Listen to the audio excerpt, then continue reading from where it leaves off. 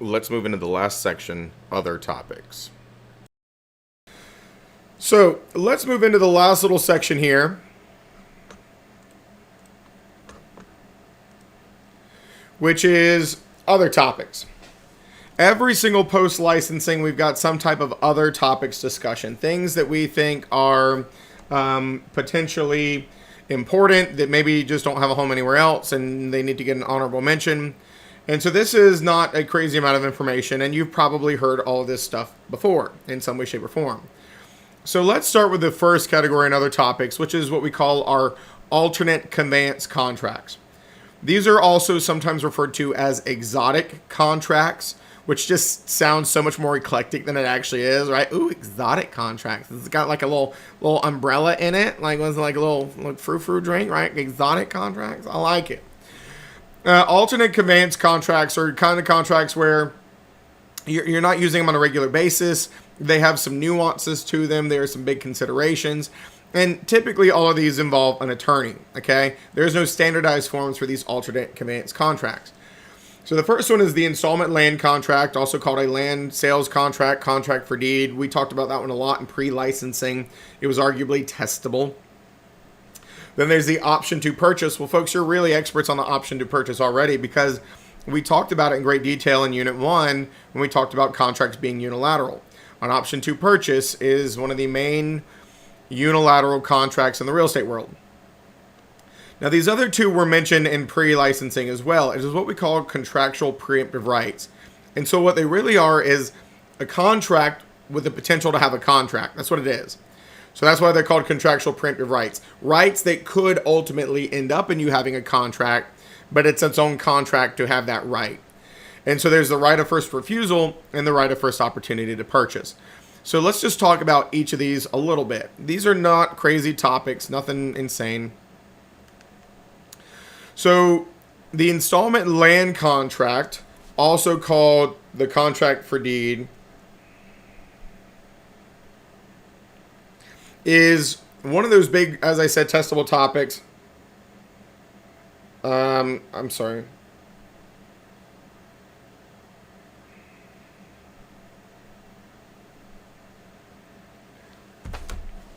The installment land contract is one of those testable concepts. And so we call it a contract for deed, a land sales contract, an installment land contract. And so what it basically is more often than not, some people like to describe it as kind of like a rent to own scenario. And so it is where you would make a deal with a seller where you're going to move into their house. You're going to make payments. You're going to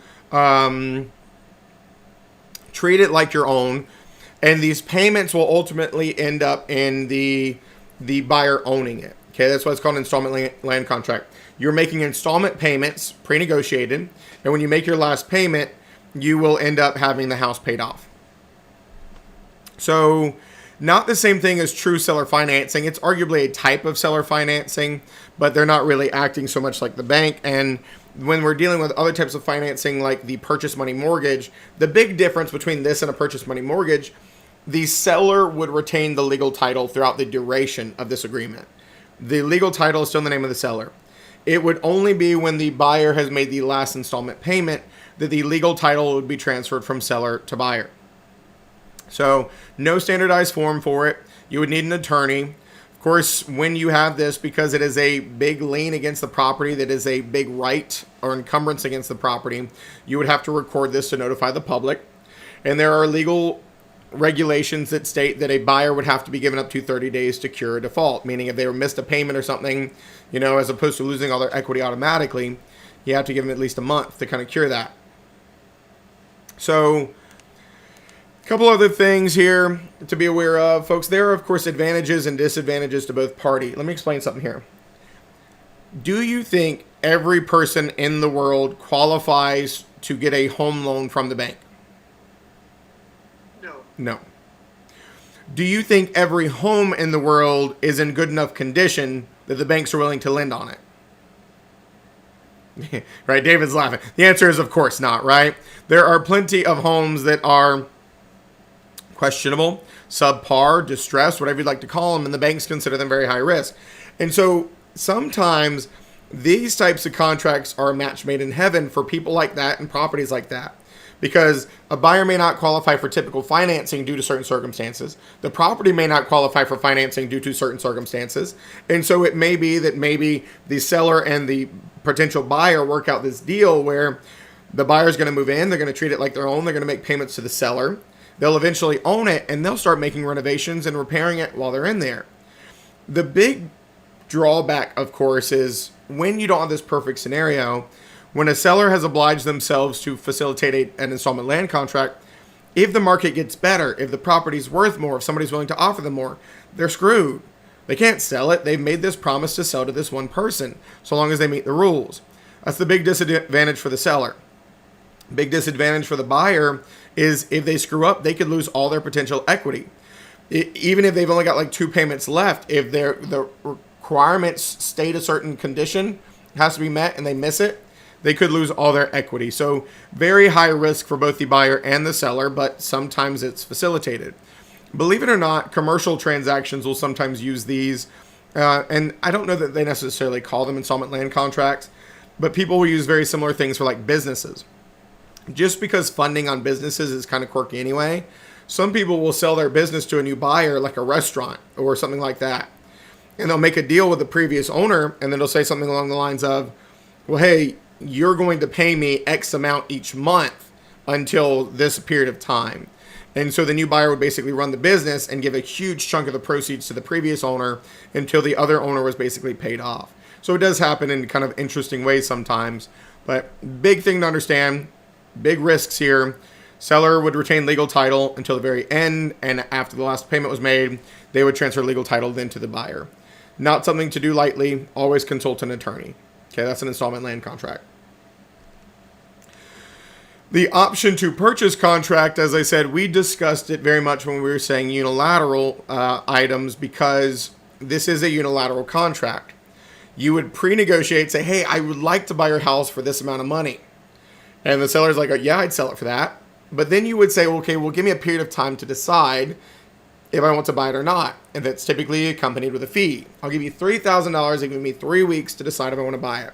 And it's unilateral because the seller has promised to sell. The buyer has not promised to buy. They said, let me think about it. Now, option to purchase contracts are a thing in every state, but there is no standardized form, as I said. And in North Carolina, for a residential purchase, options would not be common at all. Why? Because our due diligence style contract works the exact same. Why would we ever need to have an attorney draft up an option to purchase? Our due diligence period is a period of time to decide if we want to buy it or not, accompanied by money, and we pre-negotiated what they're going to sell it for. So yes, in a 2T, the seller has promised to sell, but the buyer has not really promised to buy. That's why we don't consider it a breach if the buyer terminates during their due diligence period. Now, our contract is not an option. You can't call it that because it's not legally, but they act the same. Okay, they act the same. A couple other things to be aware of, not uncommon with a lease. For instance, if a property owner, has a discussion with a tenant and the tenant desires to buy their house, they may do something like this, lease with option to purchase. So after 1 year of leasing, we'll give you this 1 year. Give me $3,000 and we'll give you 1 year, 2 years to decide sometime during your lease if you want to buy it, and I will sell it for this price. But yet again, you need an attorney. There is no standardized form to do a lease with option to purchase. Okay, you need an attorney to draft these up. You need to make sure everybody understands the ramifications. And then, of course, these also need to be in writing.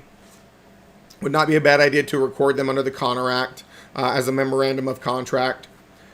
But this last little provision on here, it says, negotiations during the option period do not affect validity of the option. So let me explain. If David and I had an option agreement, and David said he would sell his house to me for $600,000, and he was giving me 3 weeks to decide if I wanted to buy it or not. And in the midst of that 3 week period, and sometimes these option periods are years, sometimes they're 6 months, there's no one size fits all. Let's actually say it's a 6 month period. Okay, he gives me a 6 month option period. And let's say on month 5, the market has gone down. And I come to David and I said, David, listen, I know we said $600,000, but I think that's steep. The market's coming down. Would you sell to me for $500,000? Understand, number one, David has zero obligations to reduce the price. But just because I asked to reduce to 500 does not invalidate my option. Even if he tells me no, if my time is still good, I still have the option of exercising and buying it for 600. That's what that means. Even if I try to renegotiate, it hasn't killed it. What'd you say, Rob? It's not a counteroffer. It's not a counter, because we have a contract. The contract says anytime during my option, I can decide to pay what I said I would, and he has to sell it to me. But if I say, well, would you reduce it to 500? The contract is still alive and well. That's what we're saying. It doesn't kill it. It's not a counter. We are under contract already. It's just I'm asking him to reduce it. That's what that's saying. And he doesn't have to do it, but he also can't say, well, no, I don't have to sell it to you anymore because you're trying to reduce the price. No, I still have my option period. Until my option period has expired, I can always go back and buy it for what we agreed he would sell it for. There you go. That's an option to purchase. Like I said, not increasingly or not incredibly common in North Carolina for obvious reasons. R2T works very similarly. Now, the contractual preemptive rights, folks, also not common at all. Okay? Right of first opportunity to purchase, right of first refusal. Basically, what these are is a crack at it, is what I like to say. Very different from an option to purchase. In an option to purchase, if the buyer decides to buy, the seller has to sell. In both of these, it's like, hey, Mr. and Mrs. Seller, if you ever decide to sell, I want a chance to buy. That's all these are. And so you would potentially go to somebody and you would say, you know, hey, if you ever decide to sell, I want to buy the property. And these are a little more strong than just, you know, a word, because these are contractual preemptive rights. They're contracts to potentially contract. They are accompanied with agreements. They are typically accompanied with money, because why would anybody give you this for free? I'll tell you the most common time that these are used. Neighboring properties and family land. Let me give you a real world example. My family, my grandmother specifically, at one point owned over, 1,000 acres down in Georgia where my house is now. And she sold some off over the years. And when she passed away, me and my cousins inherited the piece that I have, and I bought them out of that piece, which is 82 acres I have. And then there was like another 600 acres that my mom and aunts inherited. And they sold it to a guy down there, a neighboring property. And the guy really wanted what I inherited, because it was the only piece that had a house on it and had a pond. And so he really wanted my property. And so he came to me and said, hey, are you not interested in selling? I said, no, I plan on keeping it. So he asked for a right of first refusal. And so what a right of first refusal is, if you give it to somebody, before I ever go to sell it or accept an offer, I would have to give him a chance to match it. Okay, you have to give the person who've given the right of first refusal to the chance to match a bona fide offer. Now, I wouldn't have to contact him before I listed it for sale, but let's say that I listed it for sale and somebody offered me $400,000. If I had given him a right of first refusal, I would have to go back to him and say, hey, man, I got an offer for $400,000. Will you match it? And if he's willing to match it, I have to sell it to him. That is a right of first refusal. It is the right to refuse to match a bona fide offer. Now, the complex piece of this and why these are kind of stupid, they really deal with offers you've actually gotten. So let's say that, this man says, whoa, 400,000 is too rich for my blood. I go back to the person who offered me 400,000 and they say, well, I've changed my mind. Would you take 375? I'd have to go back to this guy again, because now it's a different offer. Would you match 375? And if he would, I'd have to sell it to him instead of this other person. Okay, that's what it is. Before I can sell it to anybody, I have to go back to him and say, would you match this or beat it? And if he will, I have to sell it to him. And if he won't, then and only then could I sell it to this other person. As you'd imagine, this is a title issue. It's a pain in the butt. These are recorded. And so you would not want to do this lightly. And as I said, very common with family land, neighboring property. Your uncle inherited your grandma's house. It's important to you. If he ever decides to sell it, you want to buy it. Something like that. Now, the right of first opportunity to purchase isn't as convoluted, but basically does the same thing. It's just, if I ever decide to sell it in the future, I'll call you first. That's it. If I decide to sell it, I'll call you first. Still recorded, still accompanied by compensation, but there's no price, there's no whatever. I'm going to call you, see if we can come to terms, and if we can, I'm going to sell it to you, and if not, I'll move on and sell it to somebody else.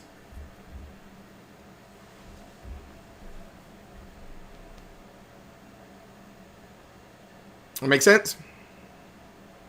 Not common. These definitely involve an attorney.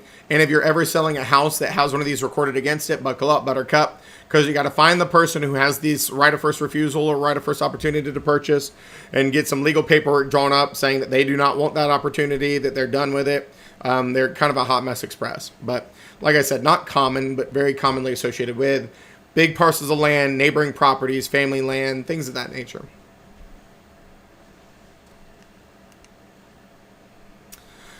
So, of course, the other big thing that we always talk about in post-licensing, folks, is your license statuses. Okay, remember, you all most likely got your license issued on provisional status, and it was issued on inactive status as well. Meaning when you got your license, you can't use it. Yes, you have one, but you can't use it. The only status that you can use your license on is current and active status. Well, when it's issued, it's current, and you have to pay your renewal each year in order to keep it current. So currency keeps you current, failure to pay expenses make you expired. So that is your $45 renewal by June 30th every year to keep your license current. Failure to pay those expenses will make you expired. Well, then, of course, there's the education side of things. You're issued your license on inactive status. And as a provisional broker, you would have to have a broker in charge in order to activate your license. Rob, you've not affiliated anywhere yet, right? No. Not official. Not official, yeah. So Rob's license is on inactive status. Can't use it. He has one. I bet it's pretty, okay? It looks just like this. Probably not even framed yet, is it, Rob? It's so new. Do you have it framed yet?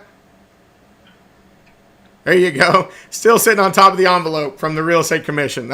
Don't worry, mine did that for a long time. After about 3 years, I'm like, I should probably hang this up somewhere. Yeah.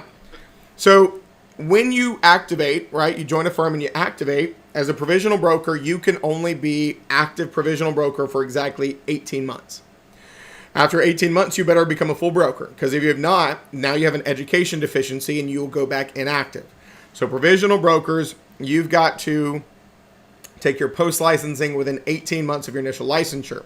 Otherwise, you go back to inactive. And then CE, this is important, CE is due by June 10th. But starting in your second renewal year. So, Rob, your license was officially issued on July 1, yes? Right. So because his license was officially issued on July 1, that's called his issuance. His first renewal will not be until June 30th of 2025. And as such, Rob will not be required to take continuing education until June 10th of 2026. He will not have to get it done until 2026, which is a very long time. It just really depends on when you get your license. Conversely, if there was an agent who was issued a license in June of this year, they would have just paid their first renewal, which means they would be in their second renewal year already, and they would have to take CE by June 10th of 2025. It really depends on when you've renewed your license for the first time for CE. Now, of course, there are consequences for failing to get education and dues paid on time. Best thing you can do, pay your renewal fee. Okay, when you pay your money, you're current. And then when you're current, you could be active or inactive, depending on education and or provisional broker status. So active means you got your education done, you were affiliated, you were whatever, depending on your status. So current and active is the only status that you can play real estate on. Expired, you see how it is sitting on its own little island over there.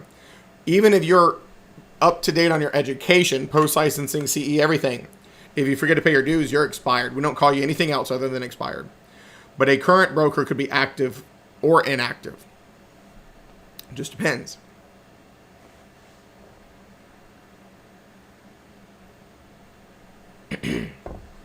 Now the CE education, 4 hours of update, 4 hours of elective. Every year by June 10th, after your first renewal year. If you are a provisional broker or a full broker, your update course is called Gen Up. and you take any 4-hour elective. Folks, if you go online and you look at a real estate school like mine, and you see a bunch of courses that do not say Gen Up or Bic Up, those are electives. Okay, the 4-hour courses under CE, most of the time they have the word elective on it.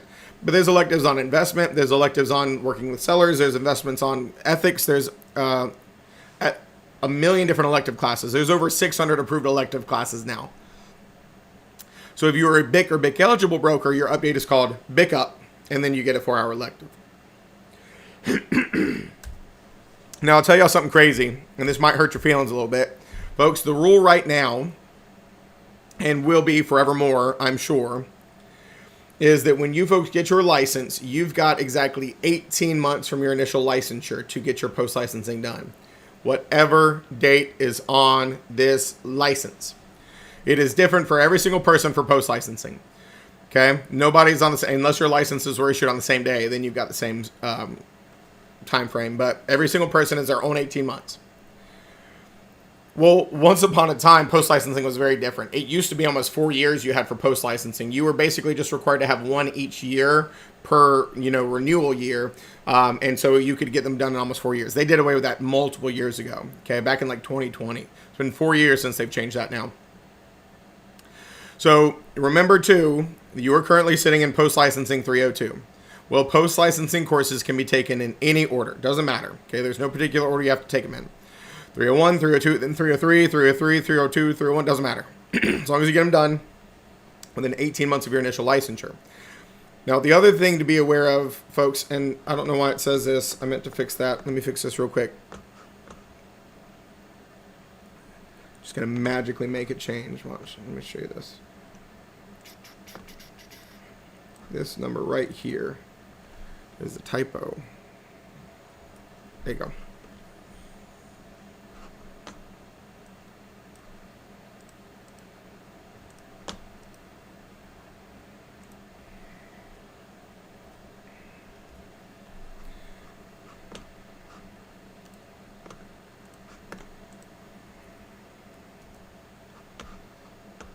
What is that doing?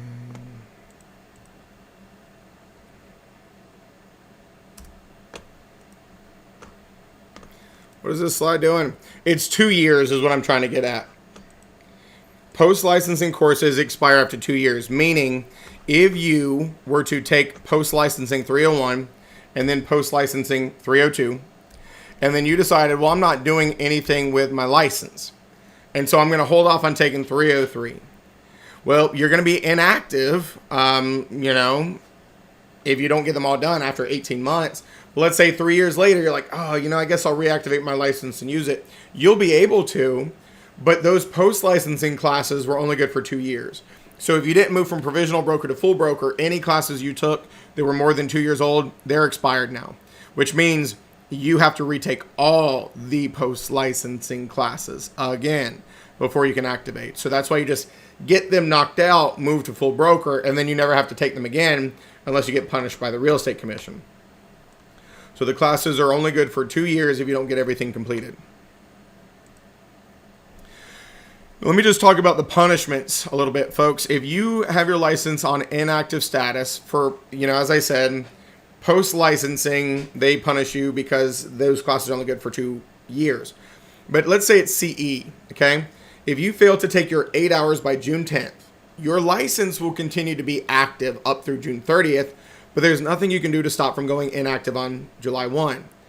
And here's where they punish you if you let your license go inactive due to CE deficiency. They'll say, well, you can't be trusted to get your stuff done on time. So here's what you got to do in the new year. You've got to take the New Year's update course, which is 4 hours, the New Year's elective course, which is 4 hours, and then you have to take 2 4-hour electives to make up for the 8 hours you missed in the previous year. In other words, you cannot reactivate until you have a total of 16 hours completed. And that's what they do to you. Now, the good news is you're done for the new year, but that's how they punish you. Now, education deficiencies can always be fixed. Okay, they can always be fixed. But if you go more than a year inactive, meaning you missed more than a year, up to 2 years of CE, they make you take post-licensing as punishment for going inactive for so long. So they're like, there's not even enough electives to even bother. Just take a post-licensing or 2, depending on how much time you've missed. but you can fix inactive, right? Education can be fixed. Expired is a dangerous one. So here's an example. Seth, by the way, these are scenarios that were given by the Real Estate Commission. I'm not so conceited to put my name in these slides. Okay, these are scenarios given by the commission. Seth is a full broker who fails to complete his CE prior to June 10th. What will happen to his license on July 1st? What did I say? What's the status if you have a CE deficiency? Inactive. There you go. So July 1st will be inactive. So can he practice brokerage from June 10th up to the June 30th at midnight? Can he do that? Yes. Yeah. His license would go inactive on July 1. So he's still active in that licensing year, but when the new licensing year kicks off on July 1, he must cease and desist. Well, have y'all figured this out yet? Can he take CE after June 10th has come and gone?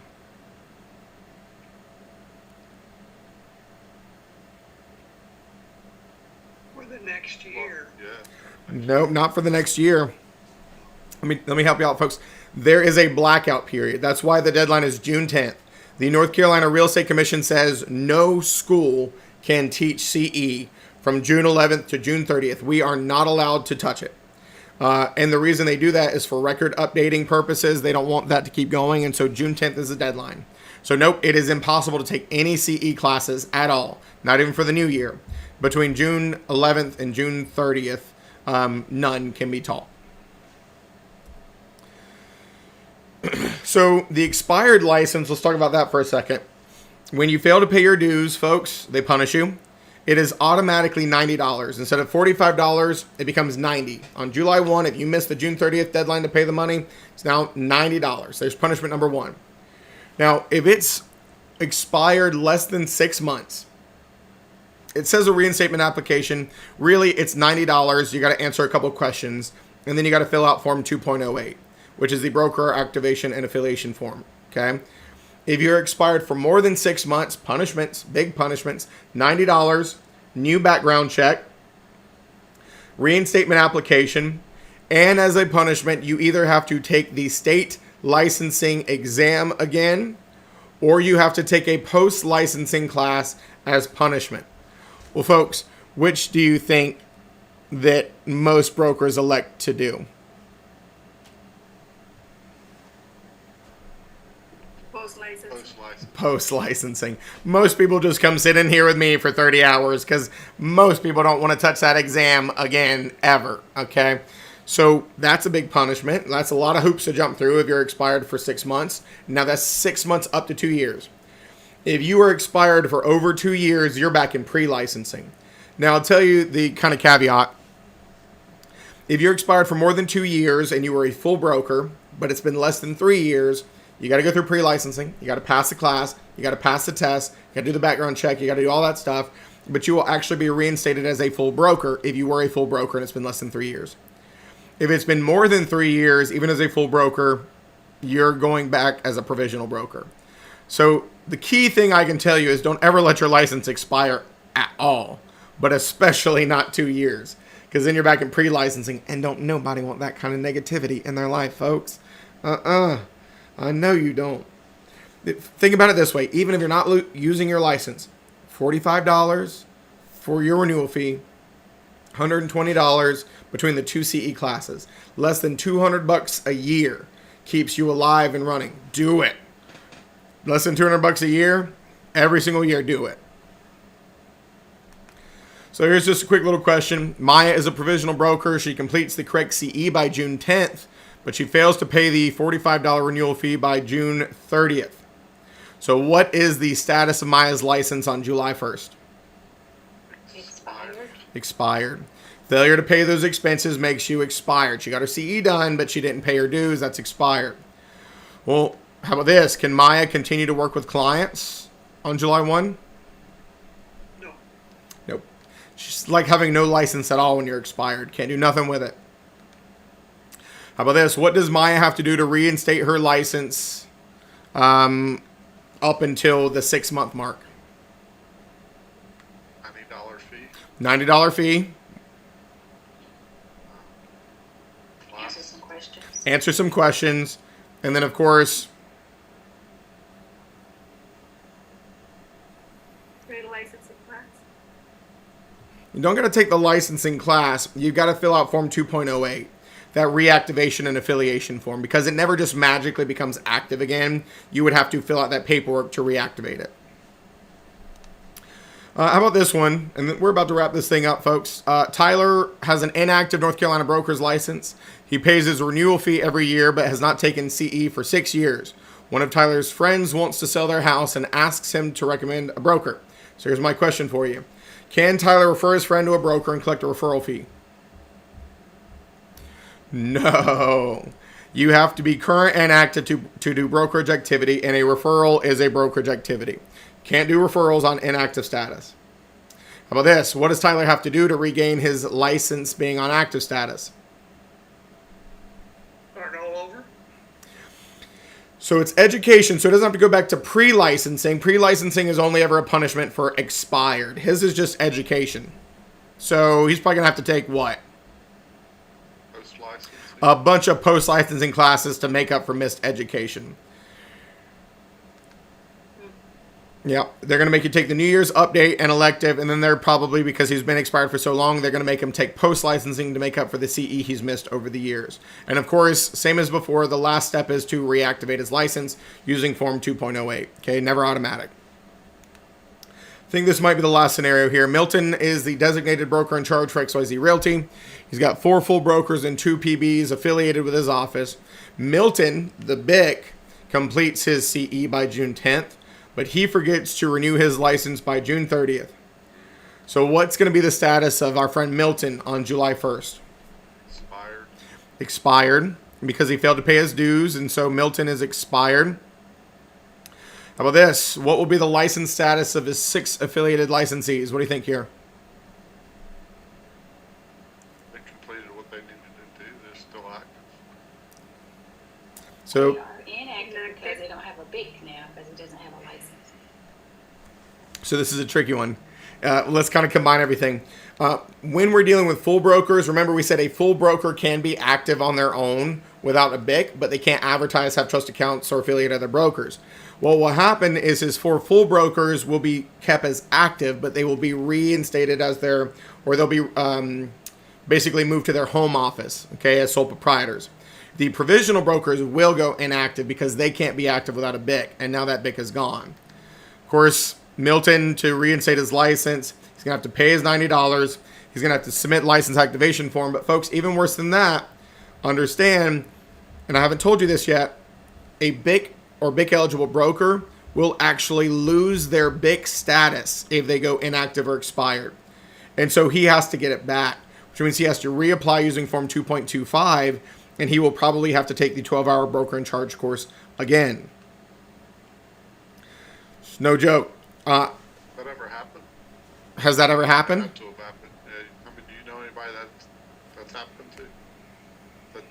That Rob, it was the funniest thing. Back in 2019, I think it was, I designated myself as BIC eligible. I took the broker in charge course. I became BIC eligible. Now, this is before, I think I was, just before I became an instructor the next year. And so COVID happened in 2020. I have the house in Georgia. And so during renewal time, I went down to Georgia. And this was before I had done a lot of stuff to it. So didn't have internet, had terrible phone service. It was basically like disconnected. Okay, there was nothing out there. I had a landline. So me and my family went down there in June. We didn't come home until like July 12th. And I completely forgot that I went down there in June, completely forgot to pay my renewal fees because I was out of town. And I got back, opened my mailbox, and I had a letter from the commission. It said, congratulations, your license is expired. Also, congratulations, you've lost your BIC eligible status. Have a good day. So I had to pay $90. And then I had to reactivate. And then I had to take the 12-hour broker in charge course because they no longer give you a time frame if you lost it. They say take the course before you get your status back.